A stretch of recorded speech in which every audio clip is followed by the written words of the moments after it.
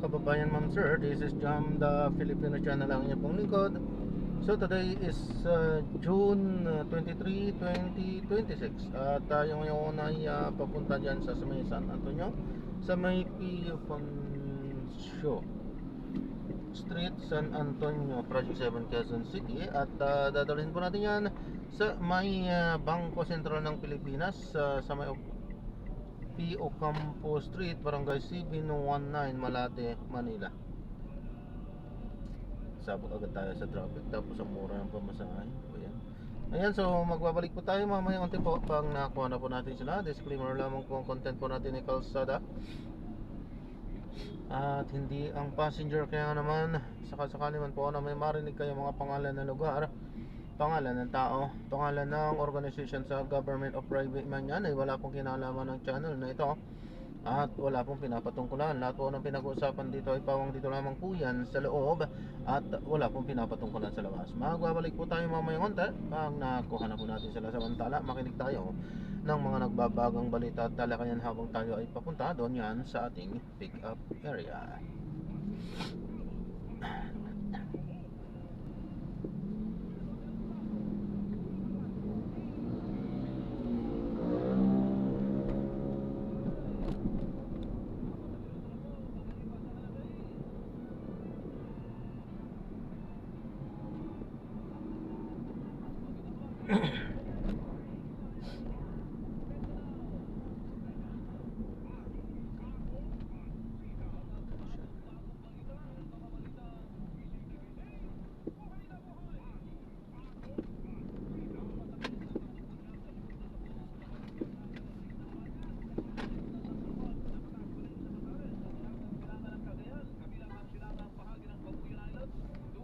Super Typhoon Francisco, namataan ang pag-asa ang sentro ng bagyo sa layong 410 kilometro silangan ng Aparing Cagayan at taglay nito nakasahagi ng 185 kilometro kada oras malapit sa gitna at pagbukso na 230 kilometro kada oras.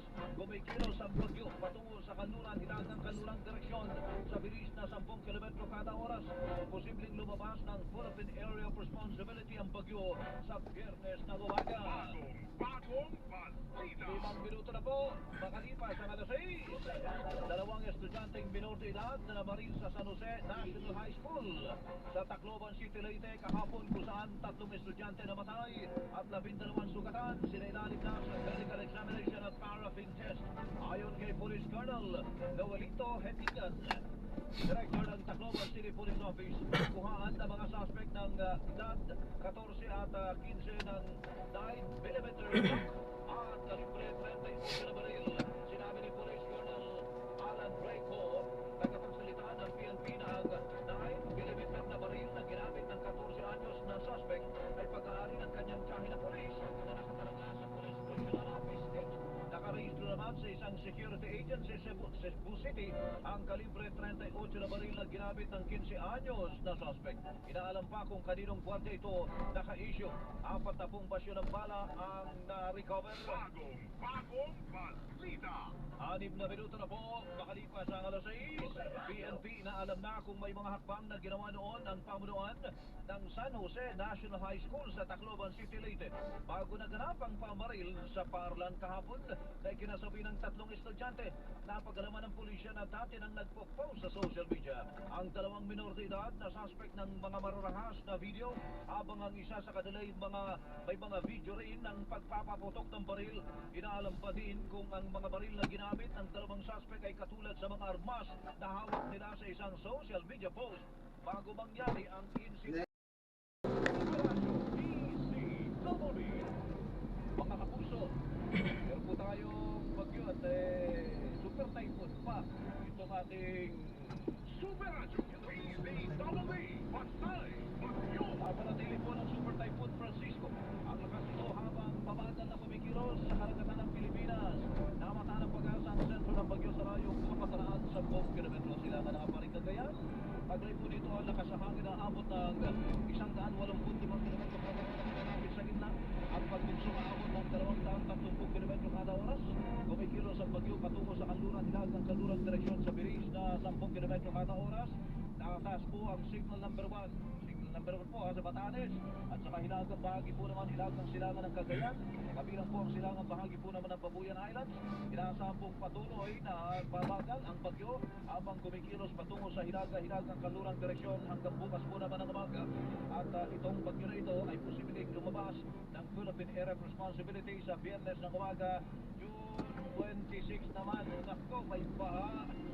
Binaha, mga kapuso. Super Radio, DZWB, Patay, Bagyo. Ay binaha.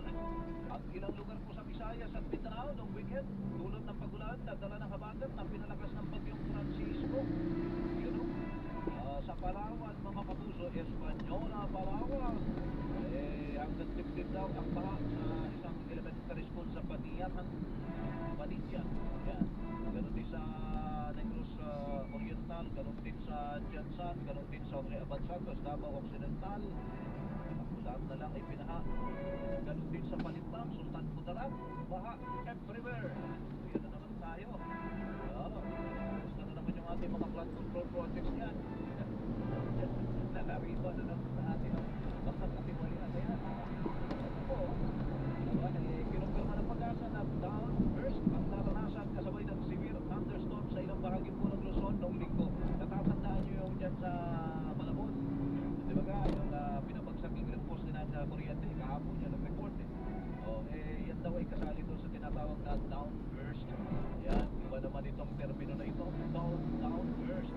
Ang biglang bukso ng malakas na hangin pababa sa lupa mula sa mga ulap. Ayan.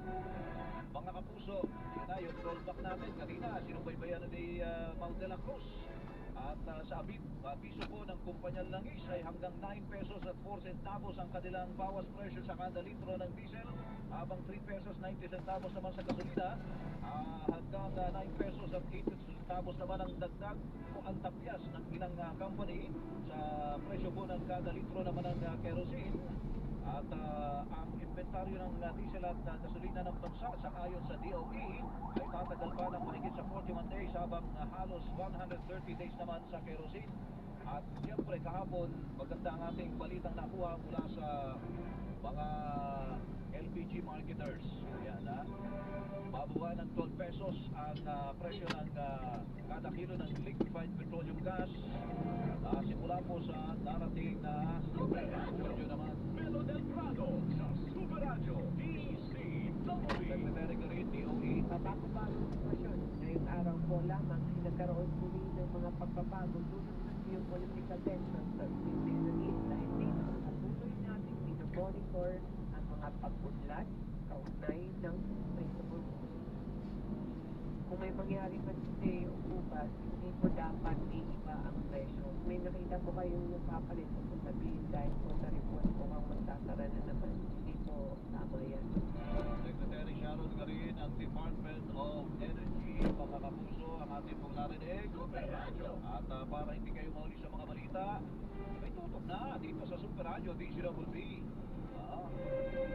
Sabi mga social media accounts ng Super Radio DZWB, mag-subscribe sa aming YouTube channel, i-follow kami sa Facebook, sa TikTok, at saka sa X. Hanapin lamang ang Super Radio DZWB para makita ang aming mga official social media accounts. Tutok na para sa mga balitang tama, totoo mga kapuso. Magtatanghali na po. Magsasaing na naman tayo para sa pananghalian ng mahal na bigas.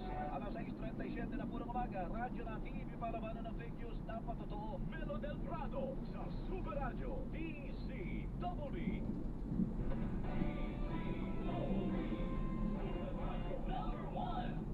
DZWB, balitang totoo. Ang tubig nyo ba'y pinapupunuan o binibili pa para iwas sa diarrhea, cholera, typhoid, dysentery at iba pang waterborne disease? Uminom lamang ng malinis na tubig. Para sa malinis na tubig, mag-Aquatabs Water Purification Tablet. Isang tableta para sa 20 liters sa tubig. 7 pesos 50 centavos lang ang SRP. Tumawag sa Health Team 211 Pharma Incorporated 02-858-46904. Mabibili sa Mercury Drug Stores at the Generics Pharmacy nationwide. Proclus Sodium is the generic name of Aquatabs. If symptoms persist, consult your doctor. Ating kumaling agad. Pero di ba mas maiging gusting malayo? Ang yakap ng PhilHealth, programa ng gobyerno na nagbibigay ng libreng pagpapalit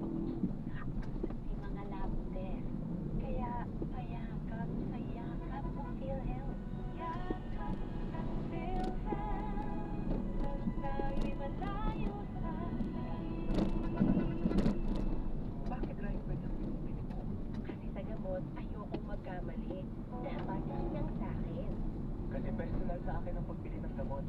At dapat, sinubo ko na. Minsan ako sumubok ng iba, pero di ako siya. Kaya manikrisis ako. Mahirap mo sa payo, alam mo, siyang dapat sa naisip. Kaya ako, kailangan siyang.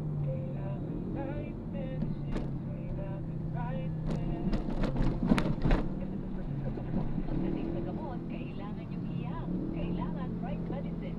Kailangan right med. Creamsong Addition to Win promo. Buy 250 pesos worth of participating Creamsong products at participating retailers. Upload your receipt at GCash Scan to Win for a chance to win the following prizes. Instant GCash credit for first $500,000 scan. 100,000 pesos. A trip to Paris. Or a brand new Tesla. Join now. Visit GCash Scan to Win to learn more. Terms and conditions apply. Promo runs from May 19 to August 19, 2026. UHFTACCHUHSRR promo number 0356 series of 2026. Join the Crystal Condition to Win promo now for a chance to win exciting prizes. Magandang araw! Kakasama natin si Nanay Elena. Ano po ang problema ninyo dati, Nay? Ay, naku, Tigo, sobrang labo na. Katarata na daw ako. Sabi ng doktor, parang laging may ulap sa mata ko. Pero buti na lang, narinig ko ang tungkol sa eye-wear. Sinubukan ko. Pagkatapos ng 3 buwan, napakalaking pagbabago. Nagising ako, parang biglang lumunaw. Wala lang ulap. Kasi ang bago ng ulap ay very good. Na may 10 milligrams of tea. Mabibili na sa pinakamalapit na kasi ko. Ano ba? So, ano dapat yung pagbabago ng tayo, business. Gusto natin gumaling agad. Pero din mas magiging malayo. Ang yakap ng PhilHealth, programa ng gobyerno na nagbibigay ng libreng pagpapakonsulta sa mga natin. Kaya mayakap ng PhilHealth. Yakap ng PhilHealth. Tayo'y malayo sa araw-araw, MX3 para extraordinary. Ang pagkatagama ng pagkakapito na original at napunan ng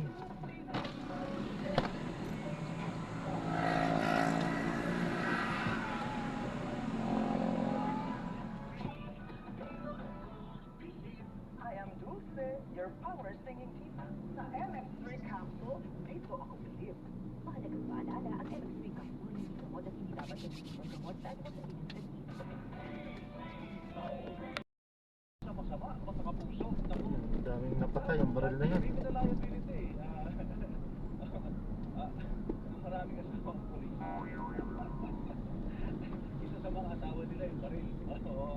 Ang kasalanan nila, mga kapuso, ang criminal liability yung tinatawag natin na under the revised penal code to, mga abogado, nakikinig sa atin, infidelity in the custody of government property. Yan pala yun, oo.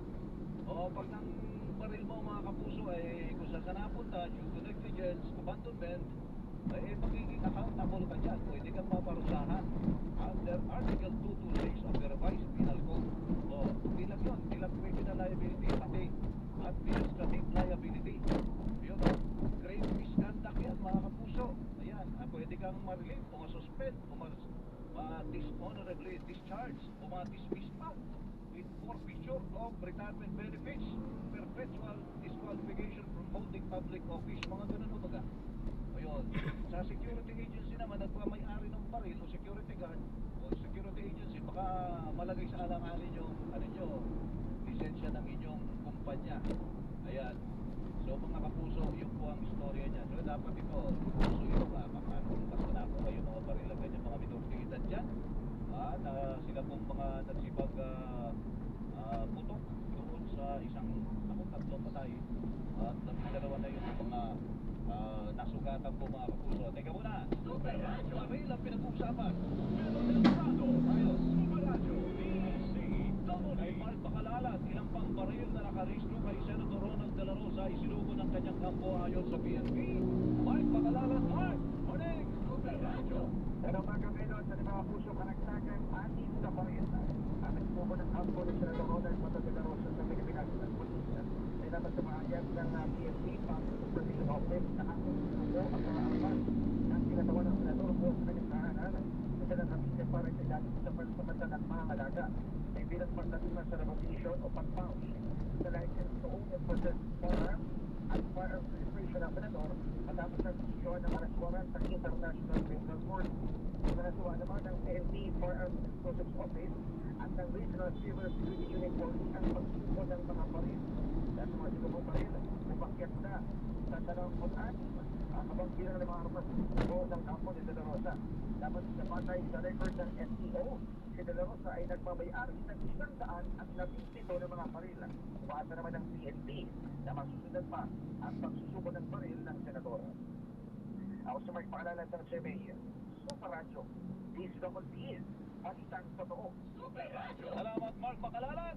Melo Delgado sa Super Radio DCWB. Teka muna, kakausapin po natin ang isang magulang. At hindi ito basta magulang ng mga estudyante, mga kapuso, national president ito. Yan ang National PTA of the Philippines, si Mr. Willie Rodriguez. Mr. Rodriguez, magandang umaga po sa inyo. Hello. Hello, good morning po, Sir Beto. At magandang umaga po sa ating lahat. Kakalungkot itong mga sunod-sunod na pangyayari na ito, Mr. Rodriguez. Ito, bigyan ko lang kayo ng itong mga kapuso na may kinig sa amin ni Mr. Rodriguez. May isang pangyayari doon sa sa Iloilo. Ngayon, nawala ng mga layong 14 anyos na estudyante, sinuntok ng 17 anyos gamit yung knuckles. O may sinaksak nung kailan, Mr. Rodriguez, doon sa lalawigan ng Cavite. Sa mga paaralan din to, 2 paaralan to, may mga sinaksak doon.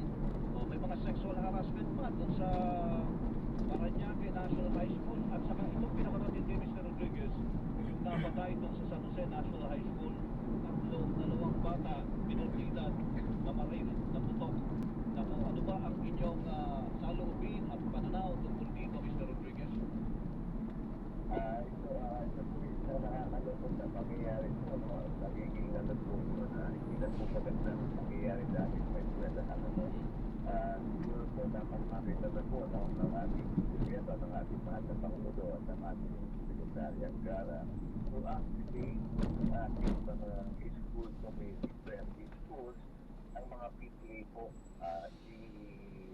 gawa na po talaga ng specific duties and responsibilities. Kasi nga po, kami po ang kami mga magulang po, pwede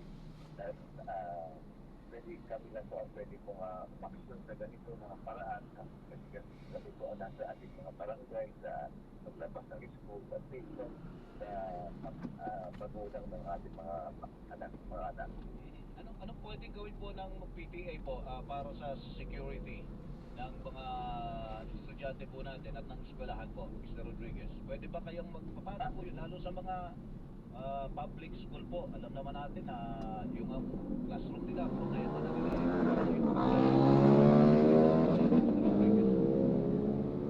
Actually po, pagkakalakas pa ng ating ganyan po is ang mga meron po kami monitoring report, especially dito sa Facebook. Meron tayong mga PPE1 at para po ma-report sa agad yung mga bullying na yan. And then meron po tayong mga PPE na aktibo sa mag-report. Ang magiging problema na po talaga namin yung pagka nag-report po kami, hindi po masyadong napapansin. Matagal po proseso. So talagang inaabuso, tulad na po sinabi yung mga proseso na harassment. Diba? Kami din pa rin po, teacher pa rin po, tulo pa rin. At ang ito, ang suggestion po natin ngayon is masyadong nararamdaman ang ating mga magulang at ang po ano po yung dapat gawin at ano po ito, talagang po dapat bigyan ng importansya yung ating mga magulang at talagang sila mismo, ang ating mga PTA ang laging naharap ng mga bata at nag-share with the teacher. Mr. Rodriguez, sino po gagawa po ng halimbawa yung mga seminar na yan para sa mga magulang po, DepEd o kayo mismo po sa hanay ng PTA po? Actually, makikita niyo po, ang PTA forum pong ginagawa ng DepEd productive po. So ngayon po, meron kaming proposal na magkaroon ng online seminar ng ating mga PTA, no? Ang ano po dito is 3 months po yan version na ang ano po dito, no?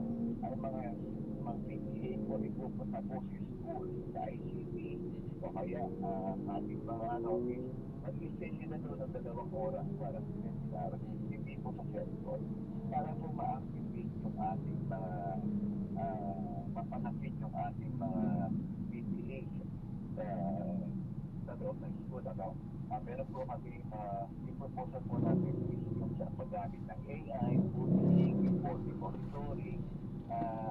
Hindi lang ang mangyari po, lahat po ng parents, no, hindi doon po sila sa loob ng school attending our PTA seminar about this bullying and how to partner with the PTA, no? Kasi nga po,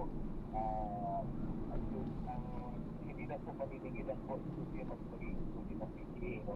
Again, yung security at security na yung po yan, no? Paglaban po yung school, sa loob ng school, yung partnership sa ating mga barangay. Hindi tumiti. Dapat talaga yung participation ng mga magulang na po rito. Unang-una po, talagang magulang po ang may cargo ng hindi lang dapat iasa sa mga teacher, ano po, Mr. Rodriguez. Ayun po, lalo na po sa ating audio at ating video. At sa ngayon po, meron po akong inisipin ngayon na sinagaling po sa ating video. Meron po tayo magagawa po natin doon po natin sinagaling yung marilang. Meron po tayo ngayon, ang pinagpupot po yung pelikula na pangyayari ng itinit na speech. Ang issue na sa po yung movie. Ay, ito pala, no? Kaya kalagalan ngayon, nakikita po natin sa mga ginagawa ng Ano po, God bless po. education report program na ano po dito. Napakaganda po. Ito po siya nakita yung bullying, paano po i-resolve ba, paano po ginagawa. Hindi ba po, ang ano po dito, hindi ginawa po ito ng gobyerno. At ang yun po ngayon kay amin pong gagawin ngayon, ito po ipopromote namin, nakausap namin po si ang ating mga presidente. Kasi nga po, napakalaking bagay po ang mangyayari ngayon, nawawala na sa mga estudyante ng ating mga teacher. Ayan, so na-drop na natin sila. Maraming salamat po sa panonood. Hanggang sa muli po, ingat at God bless. Paalam po muna, pansamantala tayo ay gagawa ng ibang video sa ating susunod na misyon. Paalam po muna pansamantala. This is Jam, the Filipino channel ng inyong pong lingkod. Paalam po. Sa pangyayari ito. Magandang umaga po sa inyo. Magandang bagay na bago po. Salamat. Ako si Mr. Rodriguez, National President ng National Parent Teachers Association of the Philippines. Ang oras po natin ay 6:53 na po ng umaga. Radyo na TV, palawanan ng fake news, dapat totoo. Melo del Prado sa Super Radio DCWB.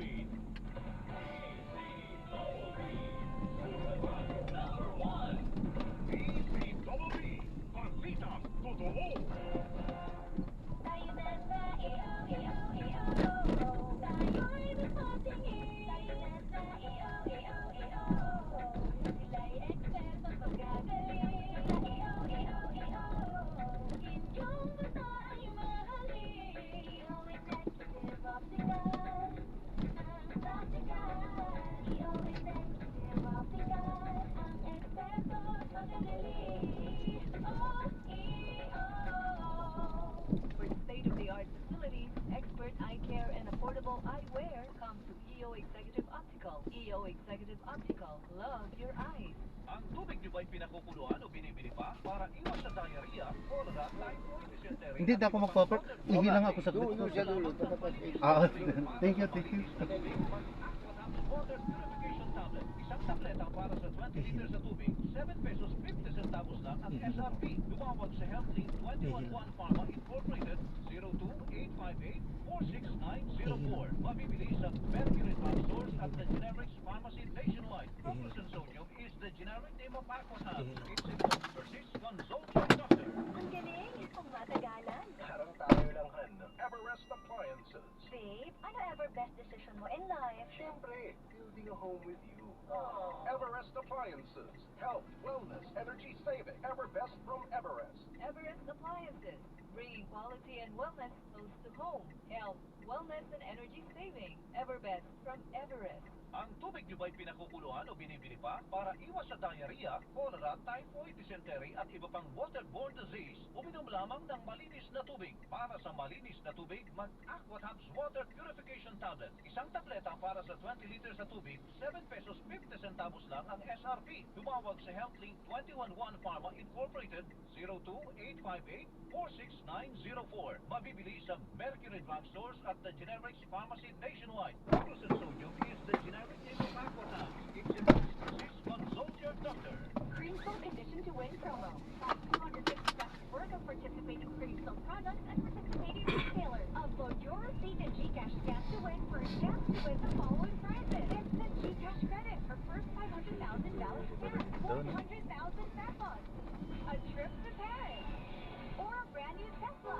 Join now. Visit GCash scan to win to learn more. Terms and conditions apply. Promo runs from May 19 to August 19, 2026. DOHSTATCHEH SRR promo number 0356 series of 2026. Join the Crimson Condition to Win promo now for a chance to win exciting prizes. Ating alamin, ano ang teknolohiya dito na kayang gawing 2,000 ang dati 12,000 pisong gastos sa pagtatanim ng palay. Ay, malaki po ang kinita ngayon. Gawa ng Ayan, paalam po. sa